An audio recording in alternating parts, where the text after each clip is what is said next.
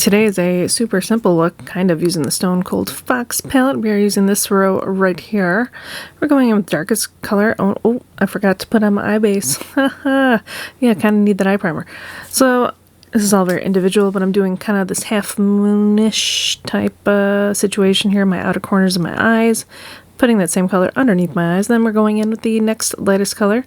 I'm just kind of stamping it on, kind of placing where I want the colors right now, not really blending it at the moment. And then I'm going with the next lightest color. Again, placing that right next to that other color towards the inner part of my eye.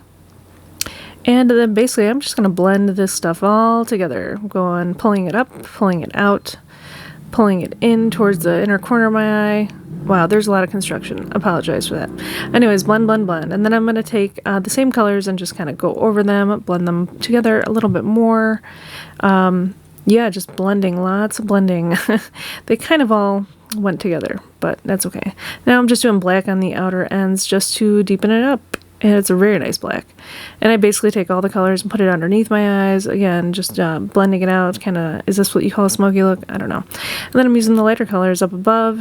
And then taking that lightest shimmer in the inner corner. You can't really see it on the camera. I don't know why. And then I put it up on top of my brow bone. I kind of blended in the inner corners there too, and basically that's it. I put on some black lip gloss from the Matrix and Makeup Revolution collection. I blended in some red lipstick on the inner corners, so unfortunately I did get some on my lips. Excuse me, on my lips, of course, on my teeth, but that is okay. I did these weird funky wings. They kind of look like sevens, but I have super hooded eyes, so of course that's what happens. This is basically based off of Bride of Chucky eye look. I ended up seeing a filter on TikTok and I took a screenshot of it. If you want to go see it, you can actually see the comparisons on my Instagram.